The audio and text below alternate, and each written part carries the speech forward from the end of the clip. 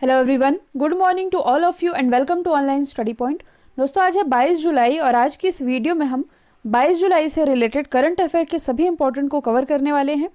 सारे ही question important है, इसलिए वीडियो को लास्ट तक देखिएगा, स्किप मत कीजिएगा।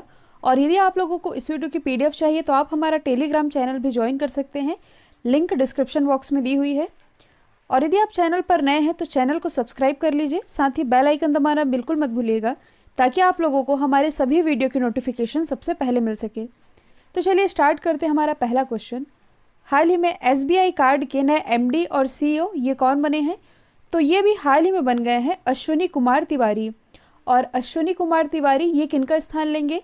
तो ये स्थान लेंगे हरदयाल प्रसाद का, जिन्होंने कुछ समय पहले ही इस्तीफ़ा दिया था। और इनके इस्तीफे के बाद SBI कार्ड के नए MD CEO बनने जा रहे हैं अश्विनी कुमार तिवारी, और ये अपना पदभार ग्रहण करेंगे 1 अगस्त 2020 से, और इनका कार्यकाल होगा 2 साल का। यदि हम बात करें SBI की, यानी कि स्टेट बैंक ऑफ इंडिया की, तो इसकी स्थापना हुई थी 1 जुलाई 1955 में।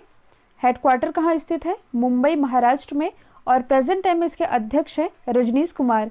देखिए, कुछ समय पहले ही जो SBI की MD थी अंशुला कांत, जिन्हें भी हाल ही में वर्ल्ड बैंक में CFO यानी कि चीफ फाइनेंशियल ऑफिसर के रूप में अपॉइंट किया गया है।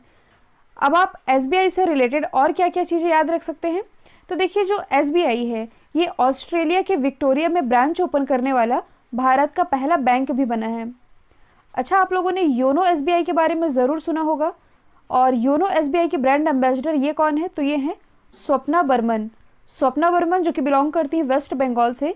2018 में जो एशियन गेम्स हुए थे, तो एशियन गेम्स में हेप्टाथलॉन में गोल्ड जीतने वाली ये पहली भारतीय महिला बनी थी, स्वप्ना बर्मन। और उसके बाद ही इन्हें ब्रांड एम्बेसडर बनाया गया था योनो SBI का। तो ये तो बात हुई SBI से रिलेटेड। यहाँ पर एक ऑप्शन बच रहा है अतनु कुमार दास। जो अतनु कुमार दास है, इन्हें भी हाल ही में बैंक ऑफ इंडिया के नए MD और CEO के रूप में अपॉइंट किया गया है, तो ये भी आप याद रखेंगे। नेक्स्ट है, हाल ही में राष्ट्रपति रामनाथ कोविंद जी के नए सचिव के रूप में किसे अपॉइंट किया गया है? तो देखिए, ये बन गए हैं P प्रवीण सिद्धार्थ। और जो P प्रवीण सिद्धार्थ है ये किनका स्थान लेंगे? तो ये रिप्लेस करेंगे विक्रम सिंह को, क्योंकि जो विक्रम सिंह है इन्हें भी हाल ही में शिपिंग मंत्रालय में संयुक्त सचिव के रूप में नियुक्त कर दिया गया है। और इन्हीं के स्थान पर P प्रवीण सिद्धार्थ ये बन गए हैं रामनाथ कोविंद जी के निजी सचिव। देखिए, अप्रैल 2020 की ही बात है। जो कपिल देव त्रिपाठी हैं, इन्हें कुछ समय पहले ही रामनाथ कोविंद जी के सेक्रेटरी के रूप में अपॉइंट किया गया है, जबकि जो अजय कुमार सिंह है इन्हें अपॉइंट किया गया है रामनाथ कोविंद जी के प्रेस सेक्रेटरी यानी कि प्रेस सचिव के रूप में।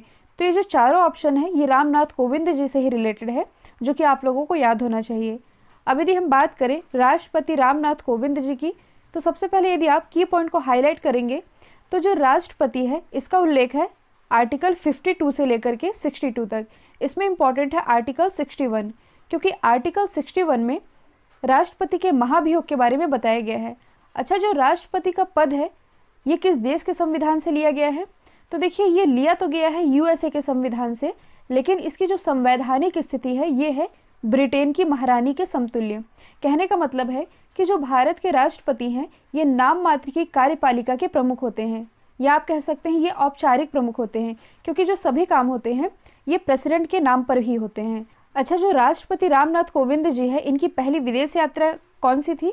तो इनकी पहली विदेश यात्रा थी जिबूती। अच्छा, अब आप जिबूती से क्या कनेक्ट कर सकते हैं? तो अक्सर मैंने आप लोगों को वर्ल्ड मैप में बताया है, जो जिबूती है ये है हॉर्न ऑफ अफ्रीका का पार्ट। ठीक है, ये आप लोग याद रखेंगे।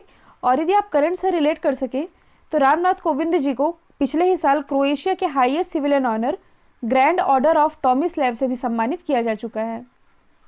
नेक्स्ट है, हाल ही में किस राज्य के राज्यपाल लालजी दास टंडन का निधन हो गया है? तो देखिए, ये निधन हो गया है मध्य प्रदेश के पूर्व राज्यपाल लालजी दास टंडन का। मैंने आप लोगों को बताया भी था, पिछले कुछ समय से ये बीमार चल रहे थे और इनका लखनऊ में इलाज चल रहा था, जिसके बाद इनका भी हाल ही में निधन हुआ है।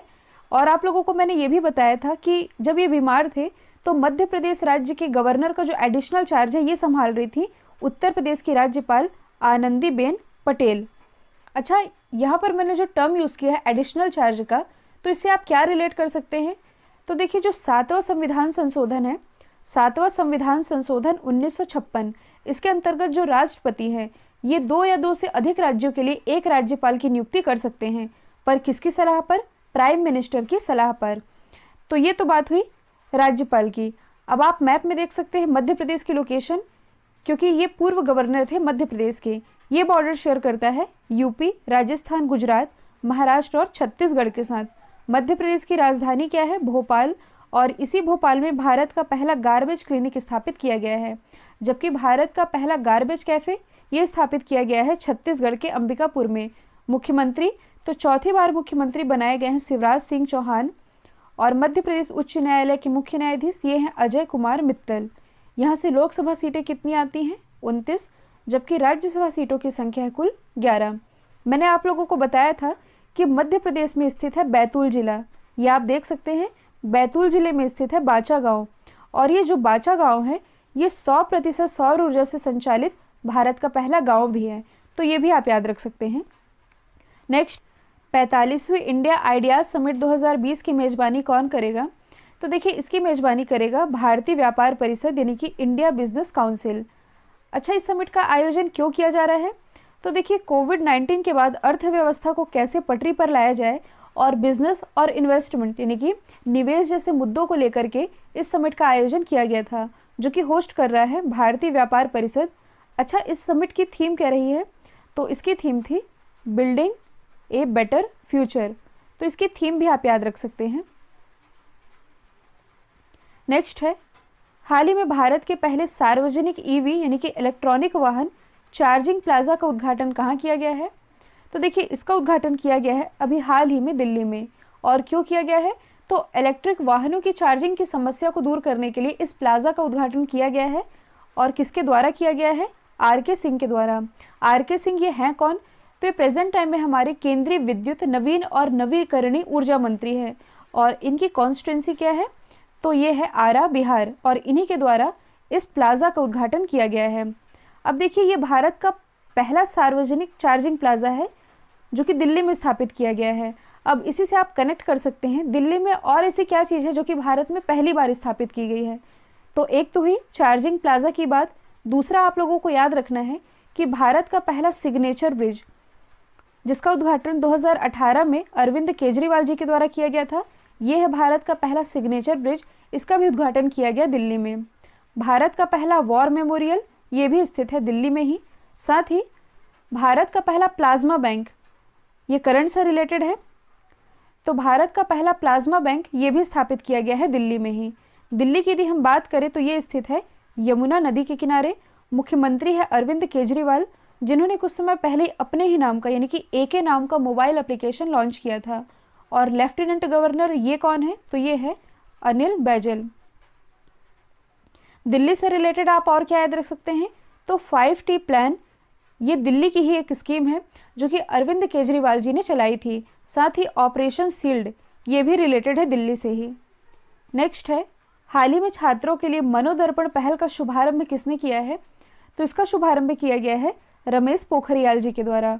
और क्यों किया गया है? तो देखिए, ये जो मनोदर्पण पहल है तो कोविड-19 के दौरान और उसके बाद जो स्टूडेंट हैं उनके मेंटल हेल्थ यानी कि मानसिक स्वास्थ्य को ध्यान में रखते हुए इसे लॉन्च किया गया है, क्योंकि घर में रहते रहते यानी कि एक ही जगह रहते इंसान डिप्रेशन का भी शिकार हो जाता है।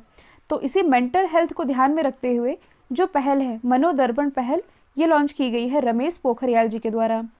यदि हम बात करें रमेश पोखरियाल जी की, जो कि प्रेजेंट टाइम में हमारे मानव संसाधन विकास मंत्री हैं, इनकी कॉन्स्टिट्यूंसी क्या है? तो ये है हरिद्वार, उत्तराखंड। अच्छा, उत्तराखंड से रिलेटेड आप और क्या याद रख सकते हैं? तो देखिए, इसी उत्तराखंड के ऋषिकेश में भारत का पहला ग्लास ब्रिज भी स्थापित किया जाएगा। लेकिन यहाँ पर हम बात कर रहे हैं रमेश पोखरियाल जी की, जिन्होंने कुछ समय पहले ही युक्ति पोर्टल भी लॉन्च किया था।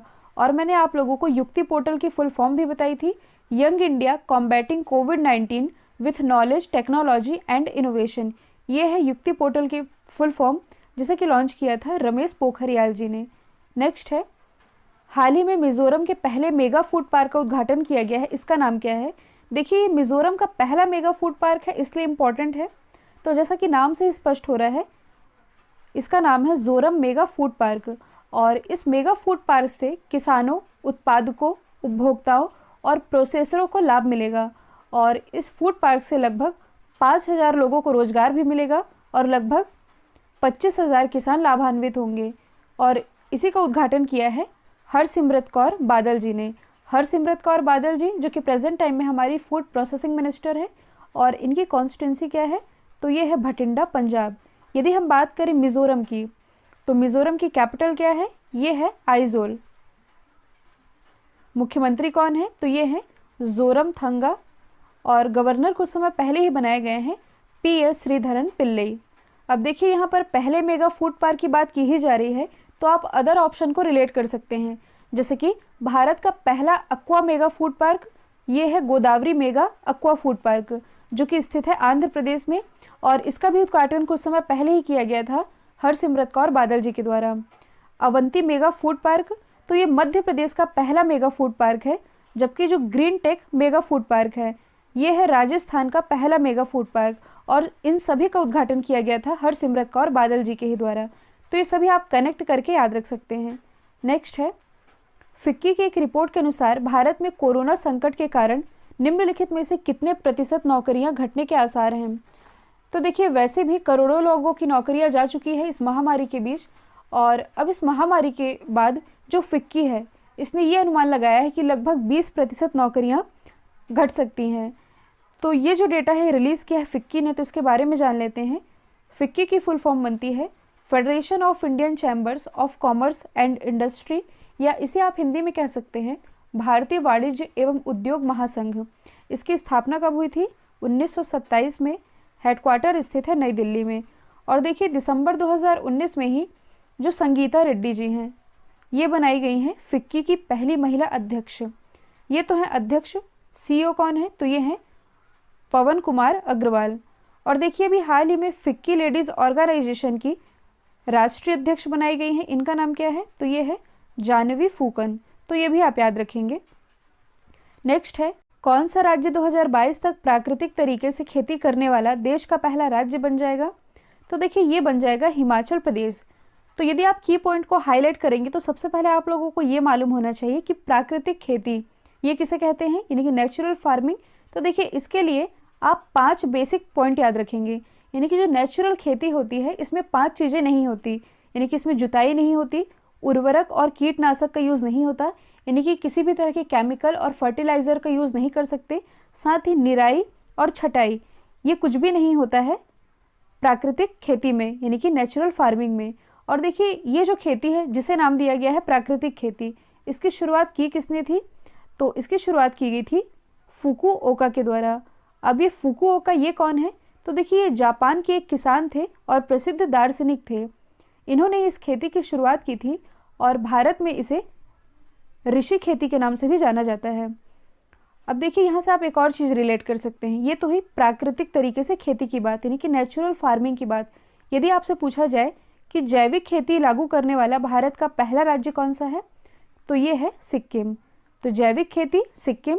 देखिए हिमाचल प्रदेश में कुल 3,226 पंचायतें हैं और इन 3,226 पंचायतों में 2,945 पंचायतों में ये नेचुरल फार्मिंग काम कर रही है, यानी कि ऑलरेडी एक्टिव है।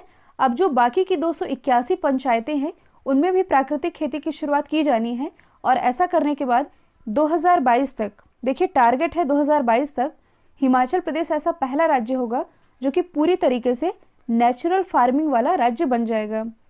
हिमाचल प्रदेश की यदि हम बात करें तो राजधानी क्या है, शिमला। मुख्यमंत्री कौन है, तो ये है जयराम ठाकुर। गवर्नर कौन है, तो ये हैं बंडारू दत्तात्रेय।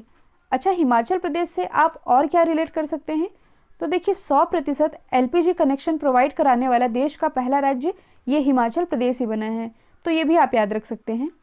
नेक्स्ट है, प्रधानमंत्री नरेंद्र मोदी के सोशल साइट ट्विटर पर 6 करोड़ फॉलोवर यानी कि 60 मिलियन फॉलोवर के साथ निम्नलिखित में से किस स्थान पर पहुंच गए हैं, तो देखिए ये पहुंच गए हैं तीसरे स्थान पर। तो पहले स्थान पर कौन है, पहले स्थान पर हैं USA के पूर्व प्रेसिडेंट बराक ओबामा। इनके कुल कितने फॉलोवर हैं, लगभग 12 करोड़ यानी कि 120 मिलियन फॉलोवर हैं। दूसरे स्थान पर हैं अमेरिका के प्रेजेंट टाइम के प्रेसिडेंट डोनाल्ड ट्रंप। इनके फॉलोवर की संख्या है लगभग 84 मिलियन। और अब तीसरे स्थान पर आ गए हैं भारत के प्राइम मिनिस्टर नरेंद्र मोदी जी। तो देखिए जो नरेंद्र मोदी जी है इन्होंने ट्विटर ज्वाइन किया था वर्ष 2009 में, और देखा जाए तो लगभग 11 साल में ही इनके 6 करोड़ फॉलोवर हो चुके हैं। तो अब हम जान लेते हैं ट्विटर के बारे में। ट्विटर की यदि हम बात करें तो इसकी स्थापना कब हुई थी? 21 मार्च 2006 में। हेडक्वार्टर कहाँ स्थित है? कैलिफोर्निया यूएसए में। और प्रेजेंट टाइम में इसके सीईओ कौन है? तो देखिए फाउंडर और सीईओ ये दोनों ही हैं जैक डॉर्सी। अच्छा, जैक डॉर्सी से रिलेटेड आप और क्या कनेक्ट कर सकते हैं? मैंने आप लोगों को ये बताया था कि कोविड-19 महामारी के लिए इन्होंने 1 बिलियन की राशि दान की है और पूरे वर्ल्ड में ये ऐसे पहले व्यक्ति बन गए हैं जिन्होंने पर्सनली इतनी बड़ी राशि दान की है। वरना आप लोगों ने ये सुना होगा कि इस संगठन ने, जैसे कि WHO या वर्ल्ड बैंक, इस संगठन ने इतना अमाउंट दिया है, लेकिन पर्सनली एक व्यक्ति के द्वारा 1 बिलियन का अमाउंट ये दिया गया है जैक डॉर्सी के ही द्वारा, जो कि सबसे ज़्यादा है वर्ल्ड में। और ये है ट्विटर के सीईओ, तो ये आप याद रख सकते हैं। अच्छा, यहाँ से आप और क्या कनेक्ट कर सकते हैं?